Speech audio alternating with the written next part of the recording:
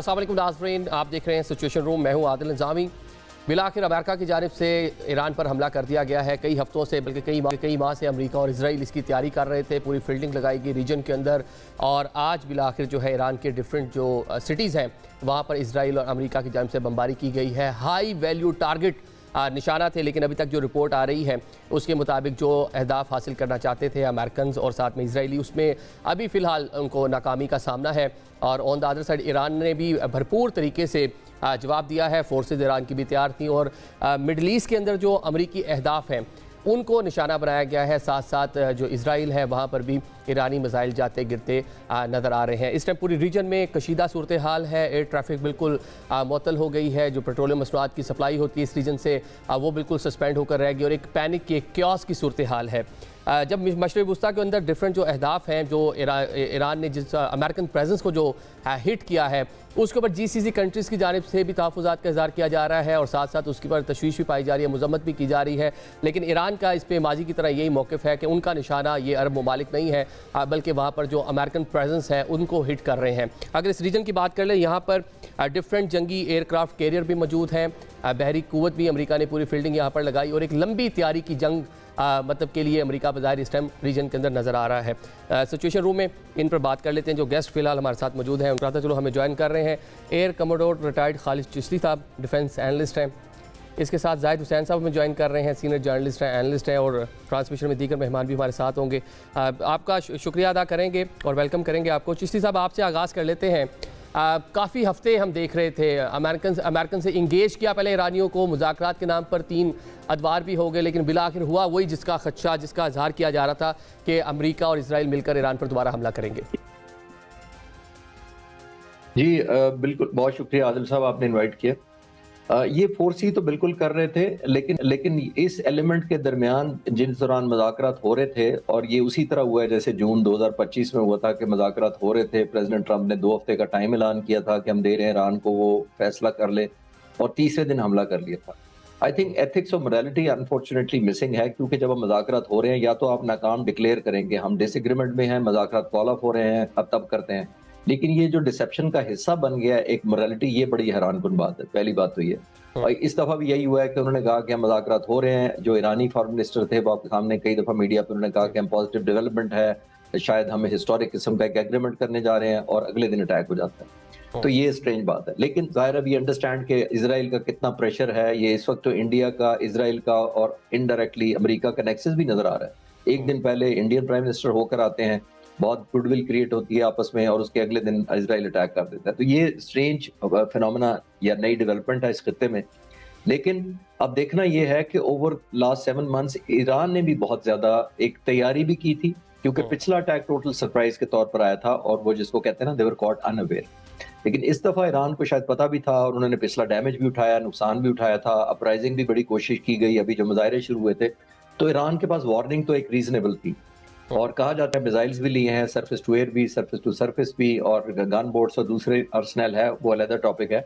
लेकिन मेरा ख्याल है देखना ये पड़ेगा कि वो अमेरिका को कितना सरप्राइज कर पाते हैं। उससे डिसाइड होगा कि आने वाले वक्त में इसकी कंटिन्यूएशन का भी, इंटेंसिटी और सेवेरिटी का भी, और कितनी दूर तक ये फैलेगी, उसका एक आध दिन में ये क्लियर हो जाएगा। ठीक है, मतलब आप जो तैयारी थी वो ईरान ने भी कर रखी थी, और वो हमें आज नज़र भी आई है कि एट ए टाइम उन्होंने इजराइल पर भी मिसाइल इजराइल की जानिब भी भेजे हैं, और जो GCC कंट्रीज़ में अमरीकी कहने के अहदाफ हैं उनको भी आज निशाना बनाया। जाहिद साहब, हम 90s से देखते चले आ रहे हैं, गाहे बगाहे अमेरिकन यूरोपियन इस पर बात करते हैं कि ईरान के पास न्यूक्लियर एसेट्स हैं या बनाने की जानिब वो आगे बढ़ रहा है। इस तरह के इल्ज़ामात लगाए जाते हैं और इसी को बुनियाद बनाकर जो है कार्रवाइयाँ, सेंक्शन, ये सारी चीज़ें, और बिला आखिर जनाब जिस तरह जून में एक अटैक हुआ, अब ये दूसरा फुल फ्लैज पूरी पावर के साथ इस बार अमेरिका ईरान के ऊपर हमला करता नजर आ रहा है।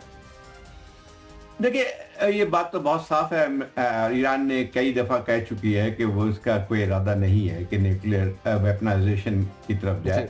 और इसकी एक सबसे बड़ी मिसाल ये है कि 2015 में जब ओबामा प्रेसिडेंट थे अमेरिका के, तो उसके साथ ईरान ने एक न्यूक्लियर डील भी हो गई थी, जिसमें ना सिर्फ अमेरिका शामिल था, बल्कि P5 कंट्री जो कि न्यूक्लियर वेपन स्टेट्स हैं, उन सब के साथ जो है मुज़ाकरात हुए थे, और एक एग्रीमेंट भी हो गया था, जिसमें ईरान ने इस बात पर एग्री किया था कि अपनी यूरेनियम इनरिचमेंट जो है वो 3% ज़्यादा नहीं बढ़ाएगा। मतलब ये है कि इससे इसका मतलब ये होता है कि वेपन ग्रेड पे वो नहीं जाएंगे। और ये मेरे ख्याल बहुत अच्छा मुआहदा समझा जाता था, लेकिन अमेरिका और इसमें आपको याद होगा कि सबसे ज़्यादा मुखालफत इस मुआहदे की इजराइल ने की थी जी। और उसके साथ साथ जो है फिर और कुछ ज़्यादा ममालिक के भी खदशात थे। लेकिन जैसे ही ट्रंप ने पहली हुकूमत आती है, उन्होंने उस मुआहदे को ख़त्म कर दिया। मतलब एक साफ जाहिर हो रहा था कि जो है इस पर कोई दिलचस्पी नहीं थी इनको, कि न्यूक्लियर का मसला कोई भी नहीं था, बल्कि वो ईरान पे मजीद दबाव डालना चाहते थे। और आपको याद होगा कि 2018 में जब ट्रंप ने इस मुआहदे को ख़त्म किया था, तो उसके बाद ईरान पे सैंक्शन बढ़ते चले गए और उसका भी मकसद था कि ईरान को दबाव डाला जाए और ऐसा हालात पैदा किए जाए कि ईरान की गवर्नमेंट कोलैप्स कर जाए। और अब जो कुछ हो रहा है, आप जो फरमा रहे हैं कि निशाना अमेरिकन का पहले भी न्यूक्लियर सिस्टम नहीं था, तो फिर ये क्या जो रजीम है वहां पे उसको डिसमेंटल करने की कोशिश है? नहीं, बिल्कुल सही बात है कि बात वही आती है कि मुझे अच्छी तरह याद है कि मैं जिस लोगों से बात कर रहा था जो कि बहुत पहले जो अमेरिकन साइड से जो न्यूक्लियर निगोशिएशन में शामिल थे, उनका सबका यही ख्याल था कि जो है वो ये ईरान इस बात में सिंसियर है। अब लेकिन यही बात आती है कि असल मकसद तो ये नहीं है। असल मकसद ये था कि एक बहाना बनाया गया था कि एक न्यूक्लियर स्टेट बन रही है। आप मुझे बताइए कि ये सारी चीज़ें जो है इजराइल के ऊपर तो कभी भी नाफिज नहीं हुई है। इजराइल जो है एक तरीके से जो है वो भी न्यूक्लियर स्टेट बन गया। अब मसला ये आता है कि इस वक्त अभी उसको देखें, मुज़ाकरात हो रहे थे। पहले भी बात हो चुकी है कि जून 2025 में भी इस किस्म का एक बातचीत जारी थी, उस पर हमला कर दिया था इजराइल ने, उसे प्रीएम्प्ट कर दिया है पूरे मुआहदे को, पूरे ये निगोशिएशंस को। और अभी भी जो अमेरिका का कोई इरादा नहीं था निगोशिएशन करने का, ये सिर्फ कवर अप था। देखें, इस दौरान में आप मुझे बताइए कि जो जंगी तैयारियां थी इस इलाके में अमेरिका की, तो वो ऐसी तो नहीं थी। एक पूरी जो है सो कॉल्ड जो आर्मेडा मूव की गई थी वहाँ पे, मैं ख्याल इतनी ज़्यादा तैयारी जो है 2004 के बाद पहली दफ़ा अमेरिकन फोर्सेस खित्ते में आई थी, जबकि उस वक्त 2004 में जब इराक पे हमला किया था, तो ये सारी तैयारियां थी। मैं खाली ईरान को भी ठीक है, मतलब टाइम टेक किया गया अमेरिका की जानिब से और अपने जो कह लें कि अपनी जो फील्डिंग है उसको सेट किया गया। खालिद चिश्ती साहब, ये GCC कंट्रीज़ में जो अहदाफ हैं, ईरान ने जो जवाब दिया, रिटेलिएट किया है, उनको निशाना बनाया गया। मैं आपकी एक वीडियो आपके यूट्यूब चैनल पर देख रहा था, आप बता रहे थे 4.5 एकड़ का वो जो एयरक्राफ्ट कैरियर जो है वो मौजूद है ईरान के पास। ऐसी चीज़ों का अभी तक ईरान ने क्यों निशाना नहीं बनाया? कि उसकी अहलियत नहीं है कि अभी थोड़ा रिस्ट्रेन शो कर रहे हैं, कुछ स्ट्रेटजी के मुताबिक आगे चलेंगे? ये आदिल, देखिए, बुनियादी तौर पर जब जाहिद साहब भी जो कह रहे थे कि इतना बड़ा बहरी बेड़े लाए दो, एक को इजराइल के डिफेंस के लिए खड़ा कर दिया जॉर्ज फोर्ड को, और एक को यहाँ पर लेकर आ गए, फिर डिस्ट्रॉयर्स की 12 से ज्यादा इसी एरिया में मौजूद है, तो इतना बड़ा इंफ्रास्ट्रक्चर, मूविंग इंफ्रास्ट्रक्चर जिसका आप जिक्र कर रहे हैं, और बाकी जो एयर बेसिस हैं बहरीन में, कतर में, सऊदी अरब में और जॉर्डन में, इराक में, तो देखिए ईरान के खिलाफ इतना ज्यादा इंफ्रास्ट्रक्चर डेवलप करके, एक तो वो एक degree of assurance of destruction ये बुनियादी तौर पर अमेरिका पैदा कर रहा था कि उसको एक हद तक खौफजदा कर दिया जाए कि वो हर चीज़ पर कॉम्प्रोमाइज़ कर ले, अपने न्यूक्लियर प्लांट को भी अनफोल्ड कर दे और डिलीट कर दे सारी वेपनरी उनकी जिनकी है, और ये सारा कुछ कोशिश थी उनकी। लेकिन बिल्कुल जाहिर साहब ठीक कह रहे हैं कि ऑप्टिक्स थी कि अगर ये ईरान करे, और सबको पता था कि ईरान नहीं करेगा, और बाद दफ़ा शराइत ऐसी रखी ही इतनी सख्त जाती हैं कि वो पूरी ना हो सके। जितना ज़्यादा फैलाव हो रहा था, और मेरा उस वक्त से मानना है, जिस यूट्यूब का आप जिक्र कर रहे हैं, मैंने उस वक्त भी कहा था कि फिर जितने इस एयर बेसिस हैं, जितने इनके आर्सेनल समंदर में खड़े हैं, जितने यूरोप में हैं, वो तो ईरान के लिए लेजिटिमेट टारगेट हो जाएंगे, क्योंकि वो उसके लिए वॉर जनरेटिंग इंफ्रास्ट्रक्चर डिक्लेयर हो जाएगा उनके लिए कि यहाँ से इनके एयर बेसिस हैं। इवन मैं आपको मवाफा के एक एयर बेस है जॉर्डन में, 52 फाइटर जहाज इन्होंने ला के वहां खड़े किए हुए हैं। तो अब क्या करेगा ईरान? ये नहीं समझेगा कि जॉर्डन के जो मवाफा के एयर बेस ऑपरेशनल के लिए सपोर्ट कर रहा है, वहाँ C-130s और C-17 ने 150 सॉर्टीज की है यूरोप में, तो वो सारा असला लाकर बुनियादी तौर पर डायरेक्टली और इनडायरेक्टली यूरोपियन यूनियन कह ले, मिडल ईस्ट के जो मुल्क जो एयर बेसिस दिए हुए हैं, वो फ्रंट लाइन पर आ जाते हैं। इसीलिए आखिरी बात ये इंपॉर्टेंट है कि इसीलिए आपने नोट किया होगा कि तमाम अरब ममालिक थ्रू आउट 1.5-2 महीने से कह रहे हैं कि हम अपनी एयर स्पेस इस्तेमाल नहीं होने देंगे, हम नहीं करेंगे। उनका मतलब ये था कि ईरान को ये कहना कि हम तुम्हारे खिलाफ नहीं है, लेकिन अनफॉर्चुनेट हकीकत ये है कि बेसिस तो हैं, 10-10, 12-12 हजार उनके पर्सनल है, उनके फाइटर जहाज वहां खड़े हैं, तो ये ईरान के लिए लेजिटिमेसी हो जाती है। जब एक बड़ी वॉर मशीन उनका इब्राहिम लिंकन जो है सर, 4.5 एकड़ का इब्राहिम लिंकन पूरा एक बैरी बेड़ा जो है मौजूद है, ईरान की जो पावर है, उसका मिसाइल सिस्टम है या उनके पास जो स्पीड जो वॉर बोट्स हैं, उसके ज़रिए उनको निशाना बनाना मुमकिन होगा ईरान के लिए? मतलब कि कैपेसिटी कैपेबिलिटी है ईरान के पास कि उनको डिस्ट्रॉय कर सके, जो अमेरिकन एसेट्स हैं जो बड़े यहाँ पर लाके फील्डिंग के तौर पर सेट किए गए हैं? देखिए, बाय डिफॉल्ट तो जो एयरक्राफ्ट कैरियर चलता है उसके पास 3 या 5 उसके पास डिस्ट्रॉयर्स उसकी प्रोटेक्शन के लिए होते हैं, यानी एस्कॉर्ट्स होते हैं उसके इर्द गिर्द। उनका अपना डिफेंस मैकेनिज्म होता है, उन पर पैट्रियट मिसाइल और दूसरे मिसाइल लगे होते हैं, तो इसकी प्रोटेक्शन होती है। बिकॉज जाहिर है ये बहुत वाइटल और बड़ा जोम और प्राइड का एक इंफ्रास्ट्रक्चर है, नंबर 1। जब ये करीब लाया जाता है तो इसको चांसेस होते हैं कि हिट हो जाए। उसकी प्रोटेक्शन के लिए बहुत ज्यादा इंफ्रास्ट्रक्चर किया जाता है। अब आपका सवाल कि कैसे पॉसिबली, मेरा ये नहीं मानना कि किसी स्टेज पे ईरान की ये कैपेबिलिटी हो सकती है या हो गई है कि वो डिस्ट्रॉय कर सके एयरक्राफ्ट कैरियर को, लेकिन हिट कर लेना, पार्शियल डैमेज कर लेना, हेडलाइंस का हिस्सा बना देना किसी भी डिस्ट्रॉयर को या एयरक्राफ्ट कैरियर को डायरेक्ट, ये बहुत बड़ी अचीवमेंट होगी। वो कर कैसे सकता है? नंबर 1 ऑप्शन, हवा से ड्रोन्स फेंके, जो उनके पास इस वक्त हजारों की तादाद में उन्होंने परचेजिंग की है, नंबर 1। सतह समंदर के ऊपर उनके पास सैकड़ों की तादाद में गन बोट्स हैं जिन पर मिसाइल्स और गन्स लॉन्च है। तो ये स्टॉर्म करेंगे, जिसको कहा जाता है सैचुरेट कर देना है किसी जगह का इंफ्रास्ट्रक्चर का, एयर डिफेंस मैकेनिज्म को मफलूज करके रख देना। और अंडर वाटर इनके पास डीजल सबमरीन है। डीजल सबमरीन के अंदर टॉर्पेडो लगता है, और डीजल सबमरीन का एडवांटेज ये है कि जो स्टेट ऑफ हुर्मुज़ है, इसको नेवल टर्म में हम कहते हैं रिस्ट्रिक्टेड वाटर, जिसका मतलब है कि इसकी डेप्थ कम है। यहाँ पानी की डेप्थ कम होने की वजह से यहाँ पे जो टॉर्पेडो कैरी करने वाली डीजल सबमरीन है ईरान के पास जो है वो बड़ी सूटेबल है, जबकि जो अमेरिका के पास सबमरीन है वो न्यूक्लियर है, उनके लिए गहरा पानी उनको चाहिए होता है। तो ये सारी combination under water, over the surface and in the air, ये 3 डायमेंशनल अगर वो एक स्वार्म या सैचुरेशन अटैक करे तो चांसेस हैं कि कुछ परसेंटेज मिसाइलों की, और ऊपर से वो सरफेस टू सरफेस मिसाइल भी ऐसा हिट कर दे। और मैंने सुना है कि अभी CM-302 एक मिसाइल है जो एंटी शिपिंग है और सुपरसोनिक है, वो भी शायद चाइना ने दे दिया, और अगर वो भी कॉम्बिनेशन में ऐड हो जाए तो आई थिंक ईरान के लिए बहुत एडवांटेजेस पोजीशन हो जाएगी। कम से कम अगर डिस्ट्रॉय या सिंक नहीं करना, कम से कम हिट करना उसको, वो ठीक है, वो बड़ी हेडलाइन होगी। और जो अमेरिका की मतलब सबसे अहम इंपॉर्टेंट चीज़ जिसके ऊपर बड़ा फख्र है अमेरिकन को, अगर उसको हिट भी कर लेते हैं आप कह रहे तो बड़ा डैमेज होगा अमेरिकन। जाहिर साहब, ये GCC कंट्रीज, अब बिलाशुबा ईरान का मौक़िफ़ है कि हम वहाँ पर अमेरिकन जो प्रेजेंस है उसको हिट कर रहे हैं। वो ब्रदर सामी ममालिक हैं, उनके साथ ना कोई तनाज़ा है ना कुछ, और बल्कि जिस तरह अल उदैद एयरबेस के ऊपर कतर में माजी में भी हिट किया गया था, उस टाइम भी यही एक मौक़िफ़ सामने आया था। लेकिन ये जो इन कंट्रीज़ के साथ टाइज़ हैं, माजी में सर्द और गर्म भी रहे हैं, अब कुछ बेहतर नज़र आ रहे थे, वो कितना इफेक्ट होगा? ईरान इस रीजन में आइसोलेट नहीं हो जाएगा? जो उसको अरब ममालिक से डिप्लोमेटिक सपोर्ट मिलना थी, क्या इस तरह के हमलों से वो डैमेज नहीं होगी? नहीं, वो तो अलग, वो बात सही है। और ये मैं ख्याल ये कि अमेरिका और इजराइल का मकसद भी यही था कि जो है इनमें जो रखना डाला जाए। और देखें, इसमें 2-3 चीज़ें हैं। एक तो पहले मैं थोड़ा सा इस बात को और साफ करूं कि न्यूक्लियर उसके बातचीत में सबसे ज़्यादा जो है उस पर इतना ज़्यादा नहीं था उनका, जितना कि वो इस पे था कि मिसाइल कंट्रोल पे। क्योंकि पिछली दफ़ा भी अगर जून में आप देखें तो जब इजराइल ने और अमेरिका ने इनके न्यूक्लियर इंस्टॉलेशन पे हमला किया था, तो उस वक्त जो है ईरान के जो मिसाइल्स थे उन्होंने हिट किया था तेल अवीव को और दूसरे इलाकों को, जो कि मेरे ख्याल के बावजूद इसके कि उनके पास ये सारे एंटी मिसाइल सिस्टम बहुत आयरन डोम था, टॉर था, वो सब नहीं रोक पाए, ब्रीच हो गए जी। उसके बाद जो है वो उसको किया, तो असल मकसद ये था कि ईरान को बिल्कुल निहत्ता कर दिया जाए कि वो अपने सेल्फ डिफेंस के भी काबिल नहीं रहे, और ऑब्वियसली किसी मुल्क के लिए ये काबिल कबूल नहीं होगा।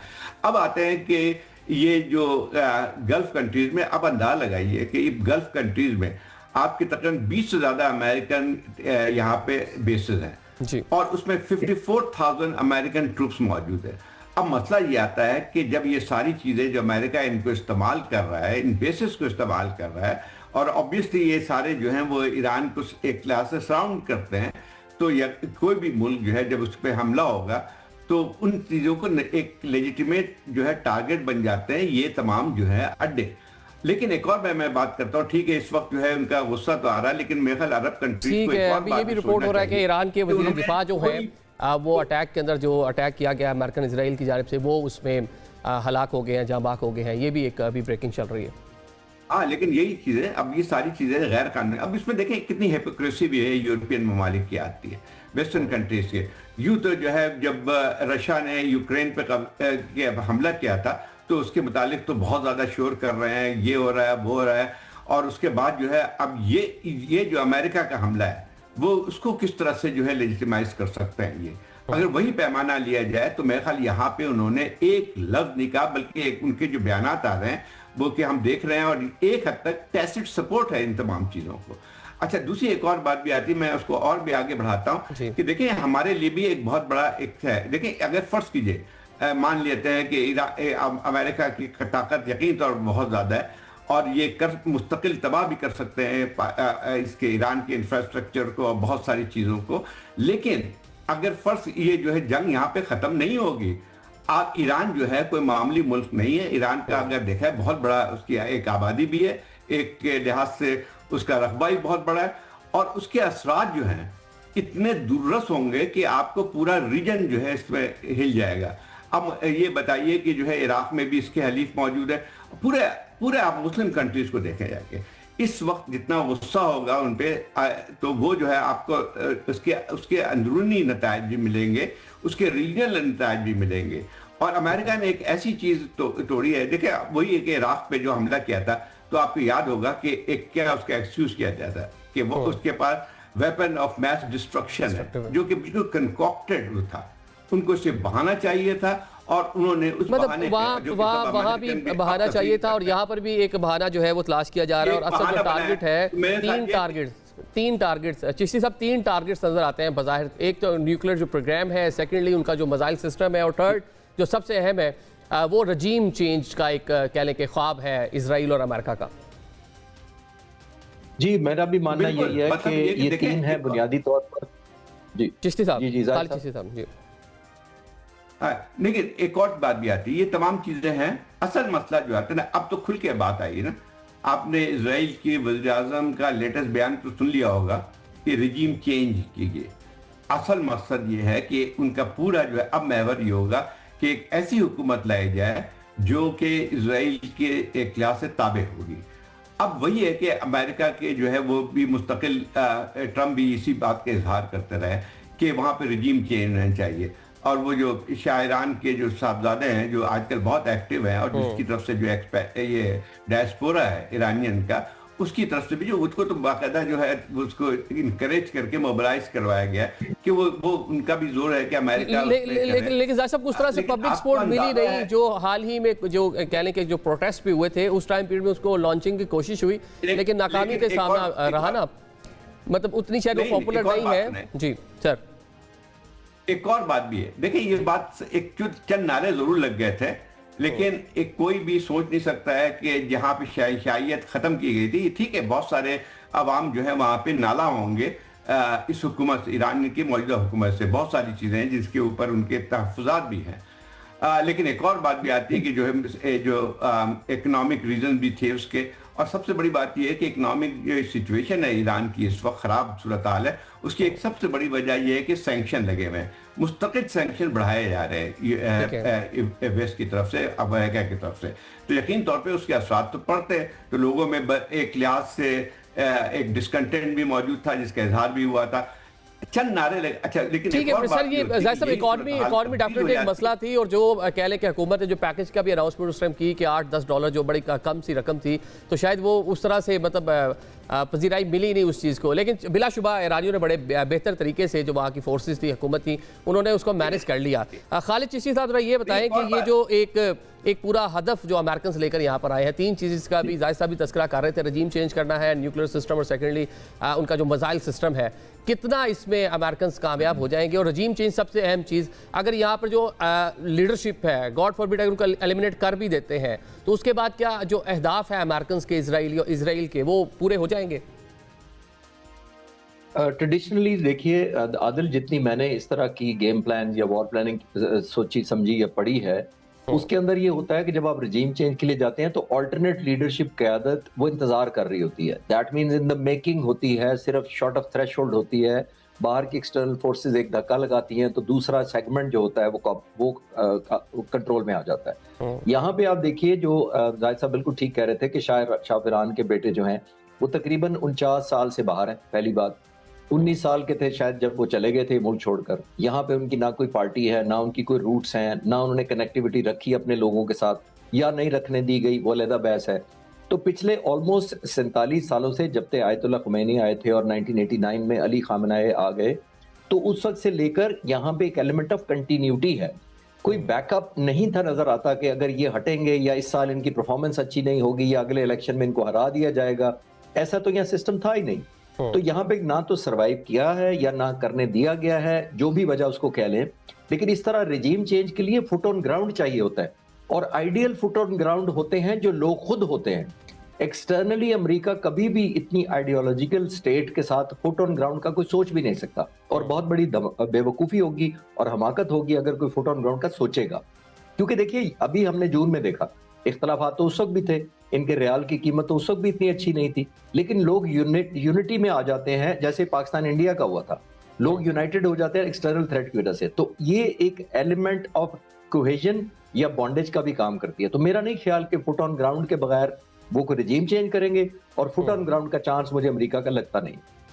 ठीक है, लेकिन अटेम्प्ट्स तो हैं। जून के बाद जिस तरह वहाँ पे प्रोटेस्ट जो है उसको इनकरेज किया गया, जिस तरह उसको ऊपर एक पूरा प्रोपेगेंडा करने की अमेरिकन की जानिब से कोशिश की गई, और डिसइंफो मिसइंफो पूरी एक कह लें कि कैंपेन चलाई गई, उसमें भी कामयाब नहीं हुई। मतलब गाहे बगाहे जो अटेम्प्ट्स की गई उसमें कामयाबी नहीं हुई, और बिला आखिर डायरेक्टली अटैक करना पड़ा आज अमेरिका को। खालिद साहब, लेकिन अभी भी आदिल साहब, ये क्या किया प्रेसिडेंट ट्रंप ने? कहा क्या है? देखिए, उन्होंने ये नहीं कहा कि हम आ जाएंगे और टेक ओवर करेंगे फिर आपके हवाले कर देंगे। उन्होंने ईरानी लोगों को कहा है कि आप इनको हटा दें, हम आपकी जो मदद को आना चाहते थे वो आ चुके हैं और हम हाजिर हैं, बस आपने अब जो करना है वो पुश करें, अपनी हुकूमत को थ्रो अवे कर दें। तो ये इटसेल्फ आपने नोट किया कि स्ट्रैटेजी में उनका फुट ऑन ग्राउंड या लैंड करना या फिजिकल टेक ओवर करना मुझे नजर भी नहीं आ रहा, और प्रेसिडेंट ट्रंप की तकरीर के अंदर विजिबल भी नहीं है।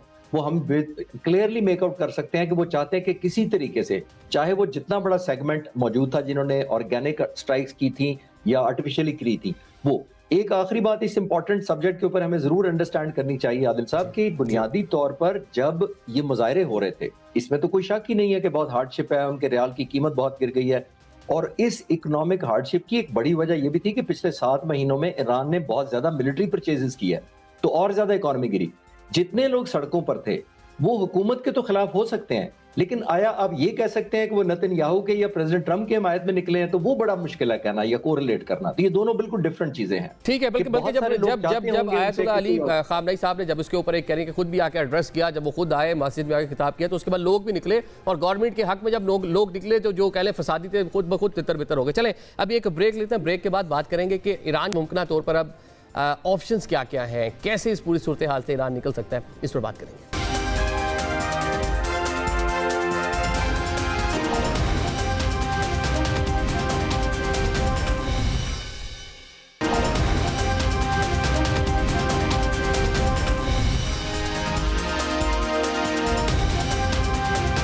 Welcome back after the break. Situation room में आपको एक बार फिर से खुशामदीद कहेंगे।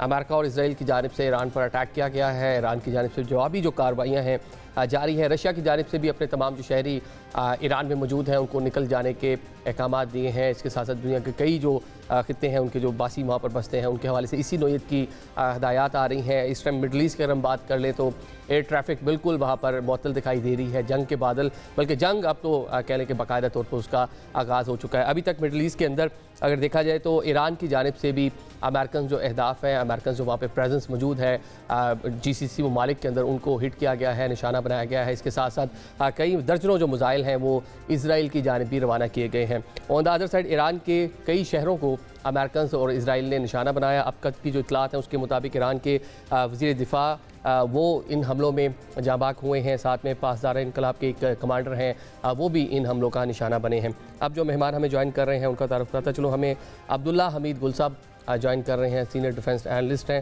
जनरल जाहिद महमूद साहब भी हमारे साथ होंगे, डिफेंस एनालिस्ट हैं और अफवाज पाकिस्तान में खिदमत सर अंजाम दे चुके हैं। कल भी हमारे साथ ट्रांसमिशन में मौजूद थे जब हम पाकिस्तान और अफगानिस्तान की सूरत हाल को डिस्कस कर रहे थे। साथ में सरदार मसूद अहमद खान साहब हमारे साथ होंगे, साबिक सफ़ीर हैं अमेरिका में और इसके साथ साथ चीन में भी बतौर सफ़ीर अपनी जो खिदमत है सर अंजाम दे चुके हैं। जनरल जाहिद साहब, आपसे आगाज़ कर लेते हैं। ये बता दें कि एक तो ख़तरा था अमेरिकन की जानिब से, पूरी प्रॉपर फील्डिंग लगाई गई, टाइम टेक किया गया और उसके बाद आज अपने जो अहदाफ है उनको निशाना बनाया गया और अभी तक जो डैमेजेस सामने आ रहे हैं कि ईरान के वज़ीर दिफा वो इन हमलों का निशाना बन चुके हैं।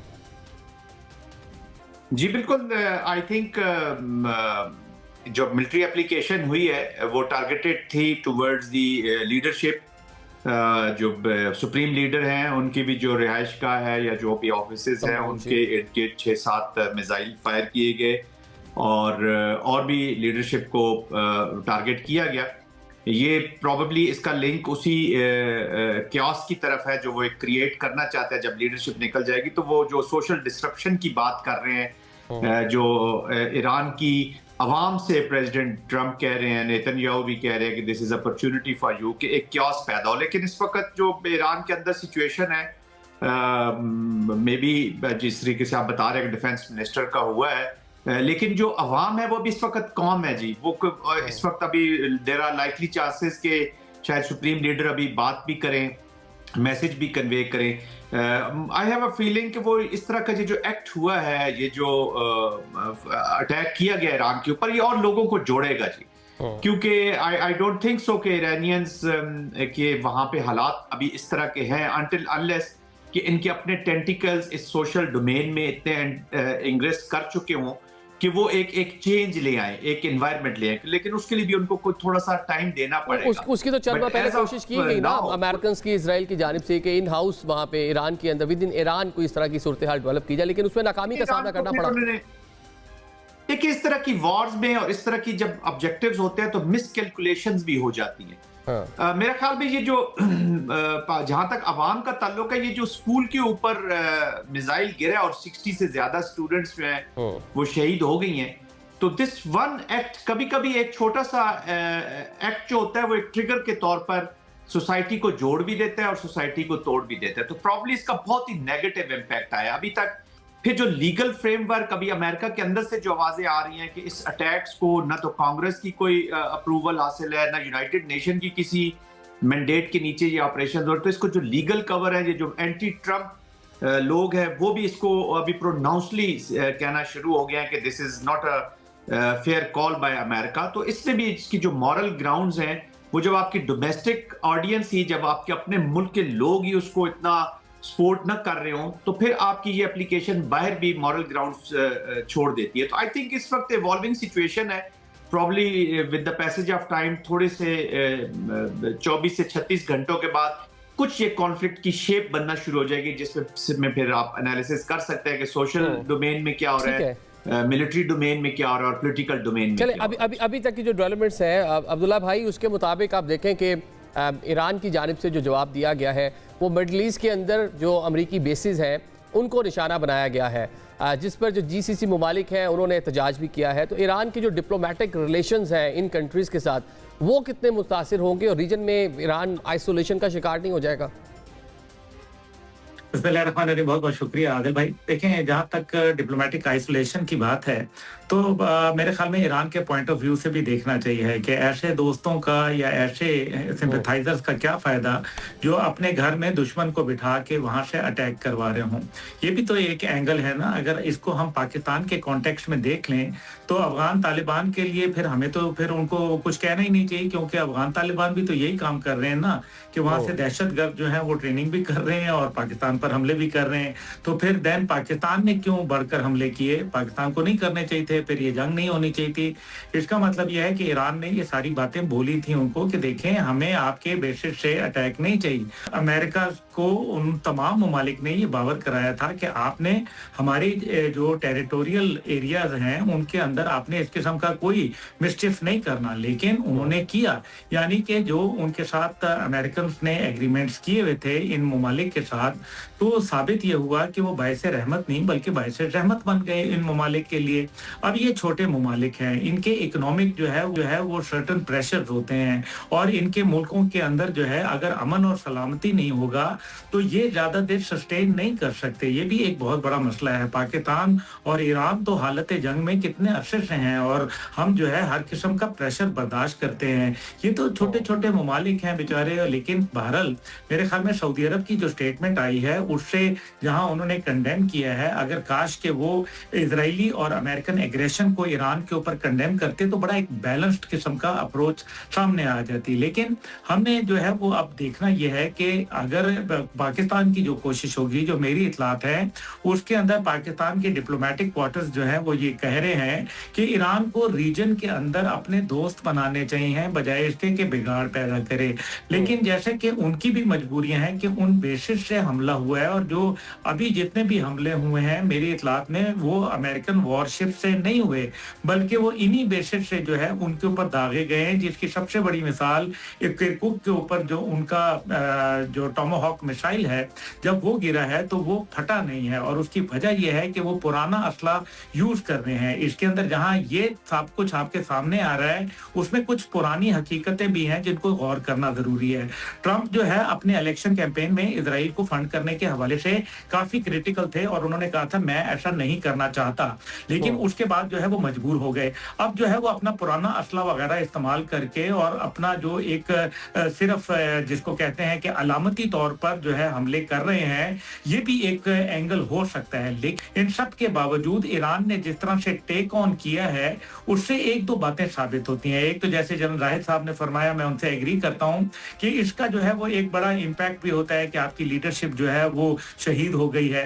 लेकिन दूसरी जानिब इसका एक फायदा भी तो होता है कि लोगों में इतनी हिम्मत आती है कि देखो हमारा मोहम्मद पाकपुर जो था, जो हमारा लीडर था पासदारान का, वो जामे शहादत उसने नोश की है, या हमारा अमीर ज़ादा जो हमारा मिनिस्टर डिफेंस है वो फ्रंट लाइन के ऊपर जाके जामे शहादत नोश की है। तो फिर ये उनके अंदर एक नया वलवला, एक नया हौसला भी पैदा करता है। याद रखिए, the nation who refuses to surrender can not be defeated, और ईरान एज अ नेशन खड़ा हो गया है। और अगर इसको इस अंदाज में देखा जाए कि घड़ी इस टाइम पे जो है वो इजराइल और अमेरिका के पास है, जबकि वक्त जो है वो ईरान के पास है। अगर ये जंग प्रोलॉन्ग होती है, क्योंकि माजी की जंग जो है ईरान के साथ और इजराइल के साथ थी, उसमें तीसरा फरीक नहीं था, लेकिन इस बार फरीकैन ज्यादा हैं, और अगर ये फरीकैन ज्यादा हैं तो ये प्रोलॉन्ग हो सकती है। और अगर ये जो फ्रीकैन क्या बात कर रहे हैं, फ्रीकैन ज्यादा है अब्दुल्ला भाई, ये एक कंसर्निंग है पाकिस्तानियों के लिए भी कि हमारे ये सब ब्रादर इस्लामी मुल्क हैं, जिस तरह भी आपने डिप्लोमेटिकली पाकिस्तान का जो इसमें रोल है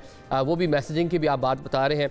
जनरल साहब ये बताएं कि ईरान के लिए ये जीसीसी ममालिक से भी कह लें कि हालात को कशीदा करना, ये किस तरह फिर चीज़ों को आगे लेके बढ़ सकते हैं? अगर इसका जवाब जो था अमेरिकन जो प्रेजेंस वहाँ पर मौजूद थी, समंदर के अंदर जो उनके एयरक्राफ्ट कैरियर मौजूद थे, उनको हिट करने की बजाय बेसिस को हिट करना, इन्होंने पहले अनाउंस किया हुआ था प्रॉब्ली, जैसे अभी अब्दुल्ला गुल साहब कह रहे हैं कि ईरान के अंदर भी एक रिजेंटमेंट तो थी, एक they were not happy with the Gulf countries, और एक कंटेस्टेशन भी रही है जी, अरब कंटेस्टेशन बड़ी फेमस रही है over a period of time. हमने देखा कि इजराइल के बारे में तो वहां बैठ के आप कई दफा बात कर सकते थे, लेकिन ईरान का नाम लेते थे तो बड़ी प्रॉब्लम्स आती थी जी, टू बी वेरी ऑनेस्ट। ये एक रियलिस्टिक वहां पे चलिए वो वैसे अब तो बेहतर हो गया ना, मतलब चाइनीज ने दोनों लीडरशिप को खड़ा करवाकर पाकिस्तान ने बीच में रोल प्ले किया, हालात जो कह लें कि एक सर्द जंग थी, मैं उसी तरफ आ रहा हूं। Over a period of time अगर पिछले 2 सालों में हमने देखा कि इसमें काफी तब्दीली आई, और खासतौर पे सऊदी अरेबिया का बड़ा पॉजिटिव रोल था,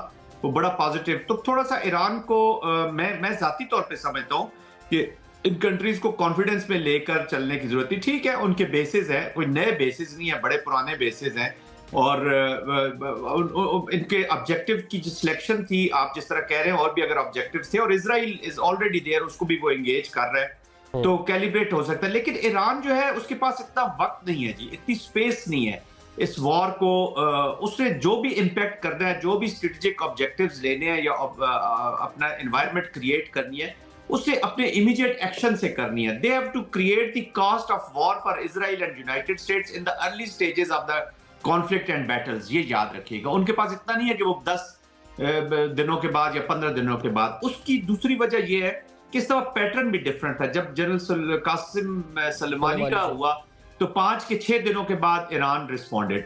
12 डेज वॉर में भी थोड़ी देर उन्होंने टाइम लिया अपना, और उसके पास रिस्पॉन्स अपना माउंट किया। लेकिन यहाँ पे तो इमीडिएटली, इसका मतलब है कि वो ये प्लान करके बैठे हुए थे, the moment it is in the air, तो ये अपना रिस्पॉन्स करेंगे और इन जगहों पे करेंगे, इट विल डैमेज देयर। लेकिन बात यह कि इस वॉर को रोकने में या बंद करने में या इसको सोल्यूशन की तरफ ले जाने में, मैं इन कंट्रीज का जहां पे इनकी बेसिस है बड़ा कम रोल देख रहा हूँ जी।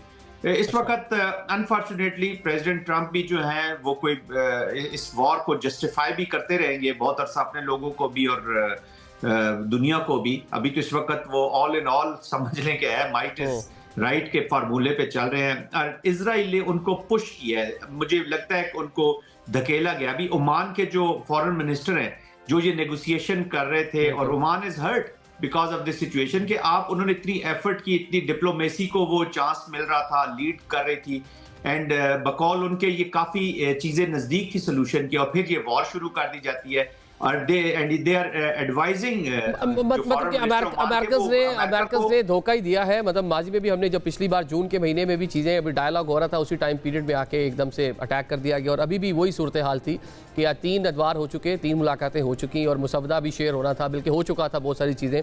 ईरान बहुत सारी चीज़ों पर मान भी चुका था, लेकिन उसके बावजूद अटैक कर दिया गया। जी बिल्कुल इसी तरह। तो अब इसलिए तो मानी जो फॉरेन मिनिस्टर वो एडवाइस कर रहे हैं यूएस को कि this is not your war, don't get sucked into this war. तो वो बिल्कुल क्लियरली बता रहे हैं कि Israel is pushing you into this. एक चीज याद रखिएगा जी, अमेरिका को जो चीज थोड़ा सा अपना रखना पड़ेगा कि ये जो इसराइल की एप्लीकेशन है, ये हेट बेस्ड आइडियोलॉजिकल एप्लीकेशन है। ये नस्लों में फिर ये नफरतें रह जाएंगी। अगर देखें ना 47 ईयर लेट्स से कि Iranians have been hating Americans, या लड़ाई होती रही है, और अगर अब जो चीजें हैं वो अमन से ठीक होकर नई जनरेशन जो भूल गए हैं कि वो उस वक्त क्या एनवायरमेंट, जिनको पता ही नहीं है कि वो एनवायरमेंट क्या थी, शायरान क्या हो रहा था, अमेरिका ने क्या किया, किस तरह अमेरिका की ईरान से दोस्ती थी, तो वो एक नए बाप का इजाफा करने के बजाय आज जो 60 बच्चे मारे गए ईरान के स्कूल में, तो आपका क्या ख्याल है कि ये नक्श मिटेंगे इस यूथ के ऊपर से, बच्चों के ऊपर से? तो अगेन आपने अगली 2 जनरेशंस को फिर एक एनिमिटी में ये स्कूल वाला मुझे वो एपीएस याद आता है। मतलब कि पाकिस्तान में जो अटैक हुआ पेशावर में, उसके बाद पूरी कौम यकजा हुई, नेशनल एक्शन प्लान बना, और कितना एक कह लें कि जिस तरह कल आप बात कर रहे थे, वन नेशन वन नैरेटिव बना, और किस तरह से हमने जो टेररिज्म है उसको उखाड़ जड़ से फेंका। लेकिन उसके बावजूद अभी दोबारा से चीज़ें कुछ पाकिस्तान को ख़राब करने के लिए अफगानिस्तान के रास्ते हो रही हैं। ठीक है अब्दुल्ला भाई, ये बता दें पाकिस्तान की पोजीशन बड़ी सेंसिटिव है, ब्रदर इस्लामिक कंट्रीज़ है, ईरान के साथ एक बड़ा बॉर्डर भी हम शेयर करते हैं, बड़े अच्छी टाइज़ हैं, और जून के महीने में हमने बड़ा सपोर्ट भी किया उनको, तशक्कुर पाकिस्तान तशक्कुर भी सुना पार्लिमान के अंदर, और ऑन द अदर साइड सऊदीया के साथ हमारा एक पैक्ट भी हो चुका है, वैसे भी बड़े ब्रादराना और बड़े गहरे ताल्लुकात हैं। तो पाकिस्तान बड़ा सेंसिटिव इस टाइम डिप्लोमेटिकली अगर देखा जाए सिचुएशन में मौजूद है, और वैसे हमारा वेस्टर्न बॉर्डर वहाँ पर हम भी एक जंग लड़ रहे हैं। जी बिल्कुल, पाकिस्तान की एक बड़ी मेरे ख्याल में अजीब सी पोजीशन बन गई है, क्योंकि पाकिस्तान का एक दिफाई मुआहदा भी है, लेकिन दिफाई मुआहदा तो फिर अफगानिस्तान के वक्त भी जो है सऊदी अरब का हमारे साथ मौजूद था, और ज़ाहिर है आज भी हमारी तो जंग जारी है अफगानिस्तान के अंदर। तो ये तो खैर मैं इसके ऊपर मज़ीद क्या बात करूँ, लेकिन जो पाकिस्तान का पोजीशन है, आपको याद होगा कि जब फील्ड मार्शल साहब ने वाइट हाउस को दौरा किया था, उसके बाद फिर किस तरीके से अगले दिन जो है ईरान के साथ जंगबंदी भी हो गई थी। तो मेरे ख्याल है कि जो मिलिट्री डिप्लोमेसी है उसको अब मेरे ख्याल में हमें ज़्यादा उस अंदाज में देखना चाहिए। दूसरी जानिब जो है हमें ये भी देखना चाहिए है कि इस वॉर एरिना के अंदर बहुत सारे और ममालिक जो है वो कूद सकते हैं, जिसके अंदर जो है रशिया और चाइना भी शामिल है। देखिए चाइना ने अभी तक जिस तरह से रिस्पॉन्स जो उनका आना चाहिए था वो आया नहीं है, तो इसका मतलब ये है कि वो चाइना अब्दुल्ला भाई, चाइना और रशिया के बारे में हम हर बार बात करते हैं, जब भी कोई इस तरह का कॉन्फ्लिक्ट होता है, बयानबाजी से हटकर उसे आगे निकल कर, तो चाइनीज़ या रशियन ने कभी भी कोई इस तरह की चीज़ नहीं की। चंद दिन पहले तक मिलकर मशक़ें भी कर रहे थे ईरान के साथ, लेकिन अब एक इतना बड़ा इंसिडेंस हो जाता है तो बयानबाजी तो है, उससे ज़्यादा कुछ नज़र नहीं आती। हाँ, ये आप दुरुस्त कह रहे हैं, लेकिन इस बार जो है मेरे ख्याल में मामला फर्क है, क्योंकि अगर ईरान पिन डाउन होता है तो फिर इसका मतलब यह है कि जो चाइना का जितना भी इकोनॉमिक इंटरेस्ट है इस मिडिल ईस्टर्न एरिया के अंदर और फिर बियॉन्ड अफ्रीका के अंदर, वो फिर जो है ना इट स्टैंड्स जेपरडाइज्ड। उसका मतलब यह है कि वो तो फिर गया, और यही वजह है कि मेरे ख्याल में चाइना ने और रशिया दोनों ने मिलिटरीली और टेक्निकली जो है वो ईरान को स्ट्रेंथन किया है काफ़ी हद तक, जिसको हम ये भी देख रहे हैं कि अभी तक जो एरियल स्ट्राइक्स हैं जो कि जहाज़ों के ज़रिए माजी के अंदर की गई हैं, वो अभी तक देखने में उस तरह से आई नहीं है नज़र।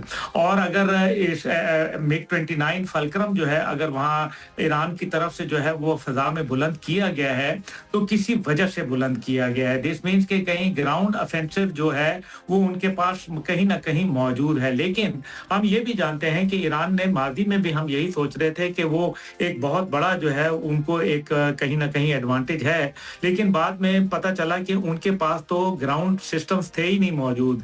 अभी देखना यह है कि क्या ग्राउंड सिस्टम्स हैं, क्योंकि ये तभी पता चलेगा कि जब एयर स्ट्राइक उनके ऊपर होगी।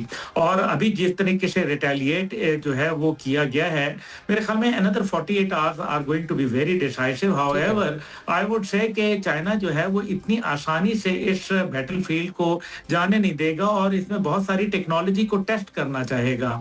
रशिया भी अपनी टेक्नोलॉजी को वॉर जोन के अंदर टेस्ट करना चाहेगा। लेट्स सी कि वो क्या होता है। लेकिन इस सब के अंदर पाकिस्तान जो है वो, मैं आपको ये बताऊं कि नरेंद्र मोदी को हम जो है वी मस्ट नॉट फॉरगेट कि नरेंद्र मोदी जो है वो गया था और उसने ये इनके कान में जो है फूंका नेतन्याहू के, देखो कि अगर जो है ईरान की डील हो जाती है अमेरिका से तो फिर तो अमेरिका जो है वो चुपचाप वापस चला जाएगा। और अगर चुपचाप वापस चला गया तो हमारा असली दुश्मन पाकिस्तान और तुम्हारा असली दुश्मन पाकिस्तान और ईरान दोनों जो है वो बच जाएंगे।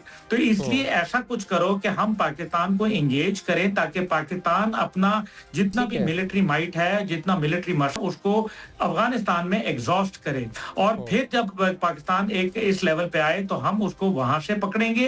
तुम जो है वो जाके ईरान के ऊपर खुद स्ट्राइक कर दो ताकि अमेरिका इस खित्ते से कहीं ऐसा ना हो कि वो चलता बने, क्योंकि अगर वो चलता बना तो दिस मीन्स के नेक्स्ट टाइम जो है कोई ऐसा अमेरिका का दूर दूर तक फिर यहाँ इस रीजन के अंदर आना नामुमकिन होगा। इसी वजह से उन्होंने इनके ऊपर मतलब कि आप जो फरमा रहे हैं वही कह रहे हैं कि ईरान के साथ जो इस टाइम चाइनीज़ है, रशियन है, वो सपोर्ट कर रहे हैं, फौजी सपोर्ट हासिल है, बेशक बयानबाजी लेकिन खुलकर उसका सामने नहीं आ रहा, लेकिन फिर भी टेक्नोलॉजी और सारी शेयरिंग जारी है। ठीक है सरदार मसूद साहब, आपको भी ट्रांसमिशन में वेलकम करेंगे। पाकिस्तान की पोजीशन बड़ी सेंसिटिव है। प्राइम मिनिस्टर पाकिस्तान और क्राउन प्रिंस MBS के दरमियान कुछ देर पहले रब्ता भी हुआ है। ईरान के साथ भी बड़ी अच्छी टाइज़ है, जो एक पूरा सिनारियो क्रिएट हो चुका है मिडल ईस्ट के अंदर। पाकिस्तान यहाँ पे क्या स्टैंड करता है, कहाँ स्टैंड करता है, क्या रोल प्ले कर सकता है इस टाइम पीरियड में? पाकिस्तान के सामने ऑप्शंस बड़े कम हैं, क्योंकि जो है इस्राइल और अमेरिका ने मिलकर ईरान के ऊपर हमला किया और ईरान ने जो जवाबी कार्रवाई की है उससे एक बहुत बड़ा बहरान पैदा हो गया है। और क्योंकि खलीजी रियासतें जो हमारी दोस्त रियासतें हैं और ईरान भी हमारा दोस्त मुल्क है, ये सारे के सारे इस जंग की जद में आ गए।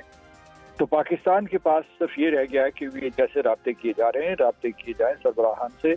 और चूंकि पाकिस्तान उस 8 रुकनी मुसलमान ममालिक के वफ्द का हिस्सा है जिसने गजा में जंग बंद करवाने में एक कलीदी किरदार अदा किया, तो ये अब जो है ये इस जंग को रुकवाने के लिए सफारती कोशिश करें। इंडोनेशिया पहले से जो है ये पेशकश कर चुका है, लेकिन जो खलीजी रियासतें हैं वो तो हमले की जद में है। लेकिन जो दूसरे ममालिक है, मिसाल तुर्की है, मिस्र है, पाकिस्तान और इंडोनेशिया, ये मिलकर जो है इन मुसलमान ममालिक की मदद कर सकते हैं अगर अमेरिका को किसी तरीके से मनवा लें कि इस जंग को महदूद रखा जाए और ईरान को भी आमादा किया जाए कि एक हद से आगे न जाए। क्योंकि ये जो है खलीजी रियासतें अगर तबाह होती हैं तो हम सब लोग जो है मुसलमान ममालिक जो है तबाह होंगे और इससे बुरे तरीके से मुतासर होंगे और खित्ता बुरे तरीके से मुतासर होगा। तो अमेरिका को किस तरह, मतलब आपकी बात थोड़ा सा इसको थोड़ा क्लैरिफाई कीजिएगा, अमेरिका को किस तरह मतलब बना लिया जाए कि इस जंग को महदूद किस तरह किया जाए? क्या जो अरब ममालिक में उसकी बेसिस है उसका इस्तेमाल ना हो कि सिर्फ ईरान के साथ जंग लड़ें, उनकी इन्वॉल्वमेंट ना हो, जो आप अपने इब्राहिम लिंकन और जो बाकी सारी अब चीज़ें लेकर आए हुए हैं बहरी बेड़े, उनके जरिए अटैक करें, अरब जो सरजमीन है उसको इस्तेमाल ना करें? मेरे कहने का मतलब ये था कि इस जंग को जो भी हमले इनको जल्द खत्म कर दिया जाए, क्योंकि ये अगर लॉन्ग ड्रॉन आउट वॉर है और इसमें किसी तरीके से और जो तबाही होती है तो वो अमेरिका के लिए भी नुकसानदेह है और ख़ुद जो है इस खित्ते के लिए बहुत ही नुकसानदेह है। तो मैं सिफारती रास्ते की बात करता हूँ, मैं जंगी हिकमत अमली की बात नहीं कर रहा हूँ। जब अमेरिका जो चाहेगा वो करेगा।